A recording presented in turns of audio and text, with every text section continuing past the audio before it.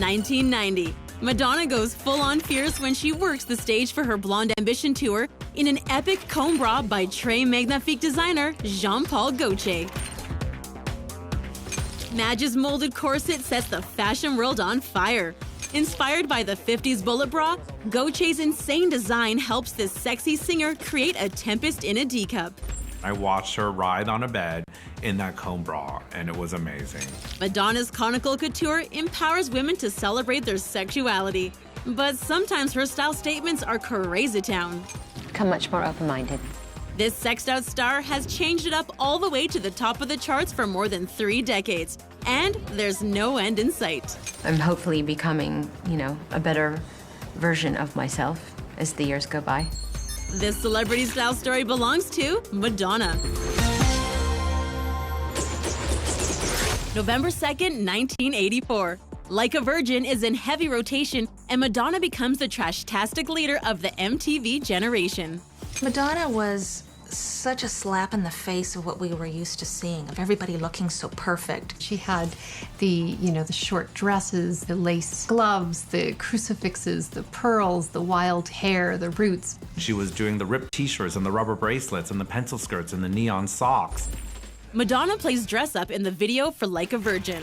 With a wowza white wedding dress and bleached blonde highlights, she turns bridal chic on its head. She purposefully and very strategically evolved her look.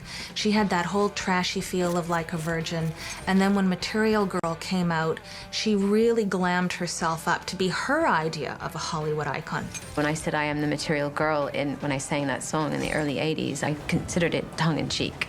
At the end of the day, I love fancy clothes and sparkling diamonds and parties and dressing up and, all of those things, but I don't need them to be happy, and I never did. The Material Girl scores a nomination at the 1985 American Music Awards. When she arrives wearing a mishmash of jewelry, style students take note. So the look Madonna starts rocking in the mid-'80s is actually the brainchild of French jewelry designer Maripol. Maripol's signature look really fit in with Madonna's kind of bad girl, sexy, religious overtone kind of look, and so it was a perfect relationship. That and the fact that Madonna was so busy, she really didn't have time to have a stylist with more than one name. It's thrift store chic for Madonna when she's cast in Desperately Seeking Susan.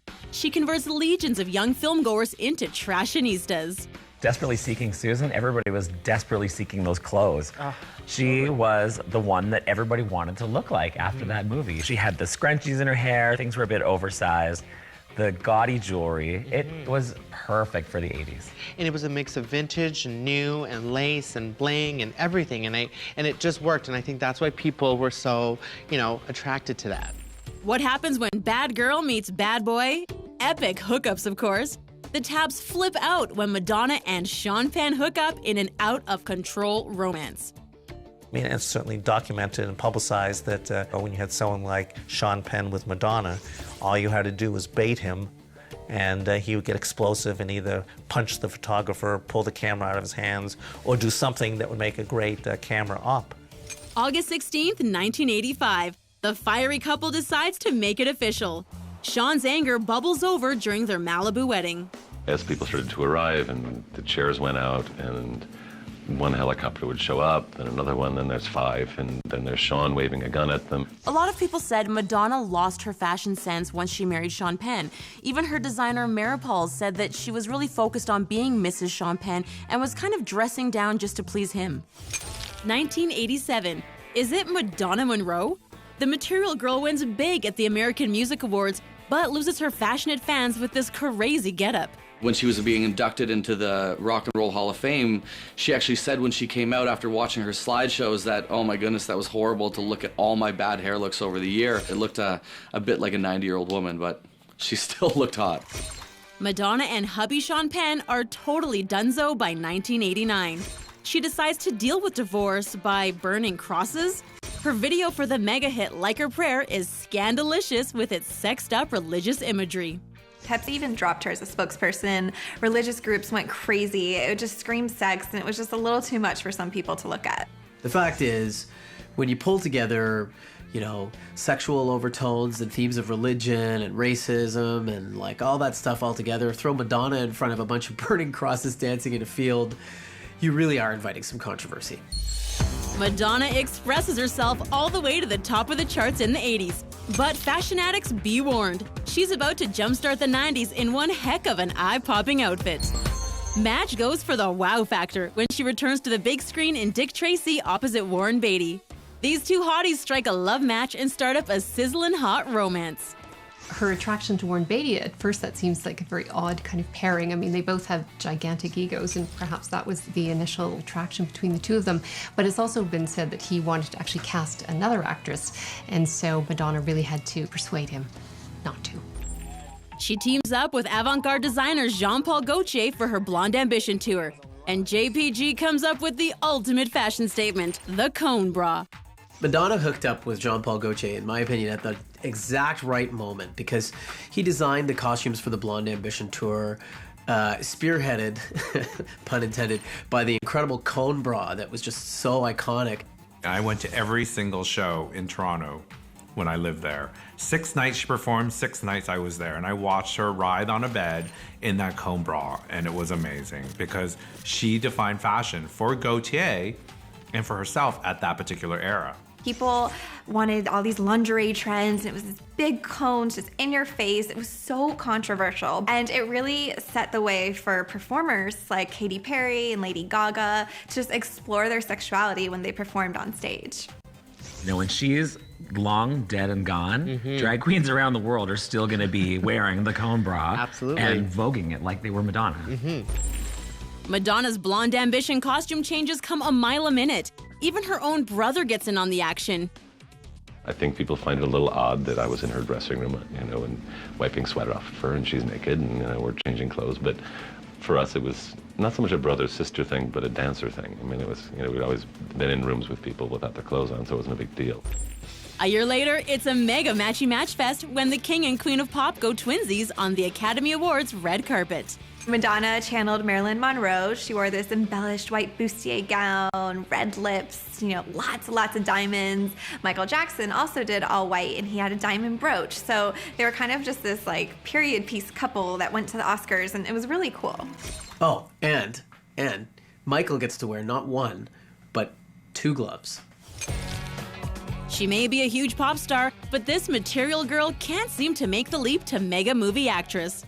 Always a baller, Madge decides to step up to the plate and do baseball chic in a league of their own. I saw Truth or Dare before I met Madonna, before I knew she was in the film, and I came out of it with this friend of mine, Mike, and I said to him, you know, wow, I can't believe she's so powerful, blah, blah, blah. And he said, oh, maybe you'll work with her one day. And I like went off on him. I went, you're such an idiot. Don't you know that she is the most famous woman in the pop star? I am just a comedian. I will never work with her. You don't know anything about show business. 2 weeks later, I'm like, Mike, guess what? I feel like a total idiot. Madonna and Rosie became friends on set, but Madonna says she hated working on A League of Their Own. She complained because she couldn't wear makeup, she was dirty because of the baseball diamond, and she says there were no cute guys on set. 2 years after making underwear outerwear, BFFs Jean-Paul Gaultier and Madonna up the ante and decide to play peekaboo. I found it somewhat ironic that she had this fashion outing with Jean-Paul Gaultier because this was the man who had actually turned her breasts into iconic kind of statues behind that famous cone bra. So it was a nice kind of playful and unexpected ironic twist. October 21st, 1992. Madonna proves that sex sells. Her Dirty Picture book moves 150,000 copies in one day. At a promotional party, she raises some perfectly tweezed fashionista brows in her Heidi meets Hussy ensemble. My background's German, and I love that look. It's not like she was trying to think about creating a style moment or an outfit. It was all about how can I have people's jaws hit the floor. And I think they did. All you can see is her boobs. At that particular time, there was 2 things that she wanted to push. It was a book called Sex, which had been photographed by Stephen Meisel, and also she had her other album out that was called Erotica. So she had a vested interest in people suddenly taking note of her. Madonna's latest project is her daughter Lourdes, the byproduct of a hookup with her personal trainer, Carlos Leon. I think I'm a lot more generous with other people, a lot more forgiving, a lot more, you know. Before I used to be much more exacting, and I expected so much from people, and I always wanted everyone to be perfect, and you can't. I mean, you have a kid, forget about it. Madonna strikes Hollywood gold by taking on the title role in Evita. Too bad her Versace look at the LA premiere is more crazy than couture. Most fashion scribes around the world couldn't get to their computers fast enough to put her on the #1 worst dressed ever list for that particular outfit. I think she made a real sort of fashion cardinal sin not to be inspired by her muse, but to actually look like her. Oh my God. Evita awakens Madonna's inner it girl. At the Golden Globes, Madge classes it up in a long black gown and matching opera gloves. Well, to tell you the truth, nothing else fit. That's how I came down to this dress. She just had her child Lourdes just a few months prior to that, so she was still, very sort of womanly and big-breasted, and she came in wearing this Dolce & Gabbana sort of plunging dress, and I thought that was more in keeping with Madonna. She was being Madonna. She wasn't trying to be Evita. Madonna liberated the sexuality of her generation and became a style icon when she partnered up with Jean-Paul Gaultier. Can she remain current in her third decade in music or be left in the style gutter? Health. She's gone from thrifty chic to sex bomb to material mama. But can the queen of reinvention continue her reign? This is the celebrity style story of Madonna. Madge goes Materna chic one more time when she gets preggo by English director Guy Ritchie. He becomes hubby 2.0 just 4 months after their son Rocco was born on August 11th, 2000. Take a moment to recognize, who the people that are in your life that mean something to you, and to recognize how blessed you are. Now that she's scored her own modern family, Madonna creates a blended family in the next best thing. Madge plays a woman who has a baby with her gay BFF, aka real-life bestie, Rupert Everett. We very much wanted to access ourselves in this movie, so that there's a sense of intimacy in this story. That it's a story that could have happened to us, and even though our characters are different to these characters, in essence they're fairly similar. I think it's important to kind of show the humanity that everyone sort of possesses, and show that, we all make mistakes and we all start off with the best intentions and things work out not necessarily the way we wanted them to be. Speaking of things that didn't work out, Madonna shows up at the MTV Europe Music Awards in cowboy couture. But even Dolly Parton knows that the world has moved on from rhinestone cowgirls. There is something that's inherently kind of sexy about cowgirls, and cowboys are, inherently hot, arguably. But this is an entirely different thing that's going on here. This is a complete reinvention if we look at her from early 90s being more gothic with crosses, and then all of a sudden she's in this bedazzled country outfit. It kind of shows her versatility, but I don't think was a good move at all. He's back! Besties Forever Jean-Paul Gaultier and Madonna team up again when he designs her costumes for the Drowned World tour. But this time around, these two are a match made in the Fashion Insane Asylum. This time, instead of comb bras, she had these kimono-style dresses. It was very edgy. There were some Asian influences. It was very different than her Blonde Ambition tour. 2002, Madonna's title track Die Another Day becomes the best-selling Bond theme song of all time. Madge also makes an S&M cameo as a sexy fencing instructor. I was expecting some sort of crazed diva to turn up and hold up shooting for a couple of weeks. But actually, she was brilliant and very professional, and we got it done very, easily. Some couples should never work together. Guy directs his wife in the romantic comedy Swept Away. The couple is awash in bad reviews. All right, that's enough. I can tell when people are reviewing my film and when they're reviewing me personally, and I welcome criticisms of my film when it's viewed as an artistic form, and not when people are mentioning things about my personal life or my achievements in any other field, because they're irrelevant to the film. Her last literary jaunt, Sex, was rated XXX, but her children's book, The English Roses, scores a family-friendly stamp. I think it would have been inappropriate if she had showed up in the cone bra for that particular outing. So I think she knew her audience, and I think she dressed the part. She certainly looked like a very posh librarian with very expensive tastes, arriving in her Prada tea dress. In 2006, the material girl who became famous for her full frontal fashion is making a difference where it really counts. She starts a foundation to help children in Malawi and falls in love again along the way. Madonna adopts a 13-month-old boy named David. When there was all of that controversy surrounding the adoption with David, I think she very consciously tried to dress down, perhaps for the first time in her life. I think she probably had to consult a stylist on how to dress conservatively, because I'm sure it was completely outside of her comfort zone. The Yummy Mummy brings low-cost chic to the masses by teaming up with H&M to create the fashion-on-a-budget clothing line M by Madonna. At the launch, her white sundress has her looking like a total Adora babe. It had sort of a lukewarm reception. People generally were expecting more from Madonna. They wanted to see stuff that was a bit more shocking and a bit more, crazy and Madonna-inspired and more fashion-forward. And she sort of took the approach of trying to design classics, and that wasn't exactly what people were looking for. Madonna has ditched the pose-harding, provocative look and morphed into a humanitarian and total style maven. But can she keep it classy in her 50s and go age-defying glam? Madonna isn't just a one-trick show pony. From books, to movies, to music, to Malawi, the Material Girl is a whirlwind. Her journey to style sainthood has had its share of crash and burns, but these days Madge's fashion sense is hot, hot, hot. This is the celebrity style story of Madonna.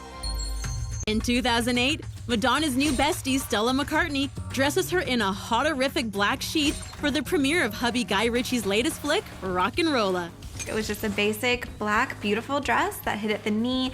It had some vertical lines, some embellished pieces running down the middle, and she was with Guy Ritchie, and she looked like, a beautiful woman.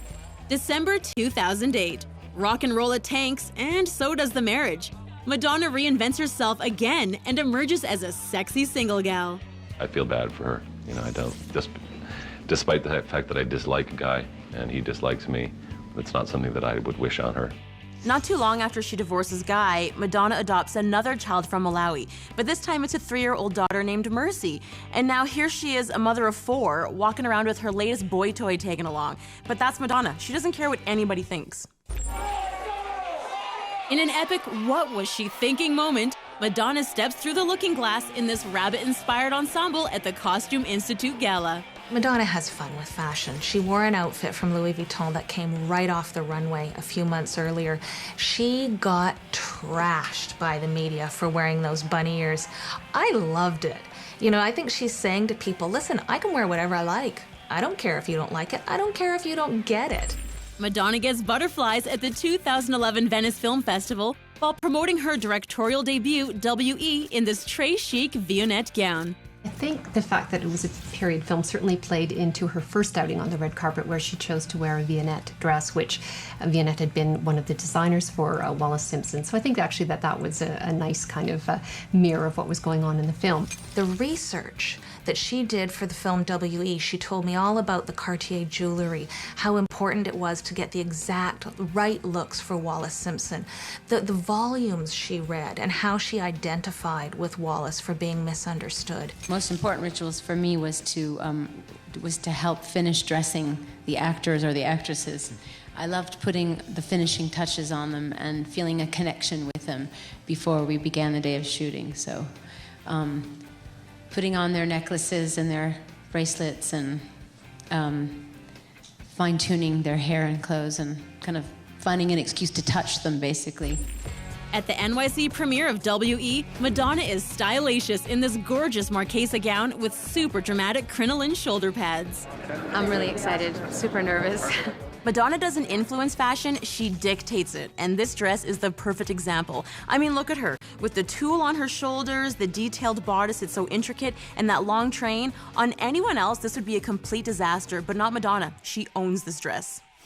30 years after the release of her first single, Madonna scores serious style points for her gladiatorial Givenchy costumes during the halftime show at the Super Bowl. It wasn't surprising that Madonna went over the top. I mean, this is a woman who's worn cone bras and, kimonos and basically nothing at all. So it was nice to see that she was going very ornate for its Super Bowl. Madonna is truly a sartorial superstar. Her constantly evolving style sense has made her into the undisputed queen of the fashion reinvention. Well, she must be exhausted because she reinvents herself, every few years.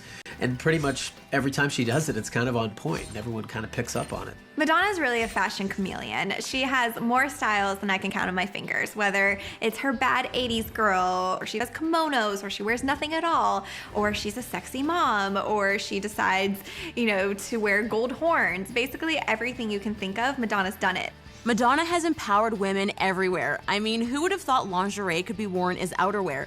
That cone bra on her Blonde Ambition tour, I mean, it wasn't just a fashion statement. It told women, be who you want to be, strong and independent. I'm hopefully becoming, a better version of myself as the years go by.